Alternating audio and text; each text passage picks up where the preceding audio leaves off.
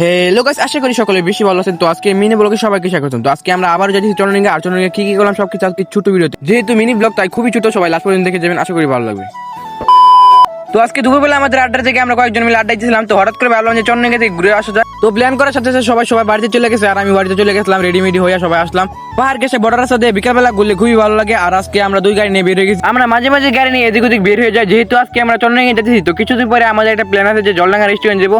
আমাদের এখান থেকে কিছু দূরে জলডাঙ্গা রেস্টুরেন্ট। তো সবাই চলে গেছে, কিন্তু এখন আমরা যাওয়া হয় নাই। তো ওই গাড়ি যে চালাচ্ছে ও হলো মোটরসাইকেলের মেকার। তো ওদের গ্যারেজে অনেকগুলো এরকম গাড়ি নিয়ে আসে, তো একটা নিয়ে চলে আসছে। তো সবাই মিলে যাচ্ছি। তো কিছুক্ষণের মধ্যে আমরা চন্দ্রলিঙ্গা চলে আসছি। আর চন্দ্রলিঙ্গা আসে এরকম একটা জিনিস দেখবো, সেটা কল্পনা করতে পারেন। আজকে বৃহস্পতিবার, তাই পর্যটক নাই বললেই চলে। তবে শুক্র শনিবার সরকারি বদ্ধ বলে সেদিন অনেক লোক আসে। পর্যটকদের জন্য খুবই বড় একটা দুঃসংবাদ, যারা চন্দ্রলিঙ্গা আসেন তারা কখনোই পাহাড়ে উঠতে পারে না, আর যারা আসবেন তারা উঠতে পারবেন। বাংলাদেশ বর্ডার গার্ড বিজিবি এই পর্যন্ত আসতে দেয়, এর ভিতরে ঢুকতে দেয় না। তো আপনারা একই পর্যন্ত আসতে পারবেন। এখানে অনেকগুলো ক্যামেরা আছে, আপনারা আসলে ক্যামেরাতে ভিডিও করতে পারবেন, ছবি তুলতে পারবেন। তো আসছিলাম তিনটা দেখে, এখন 5টা বেজে গেছে, অনেক সময় ঘুরলাম, তারপর এখন যাচ্ছি। তো আমার গাড়িতে যে ছিল আর আমি ছিলাম, আমাদেরকে দেখলেন না, এই যে আমরা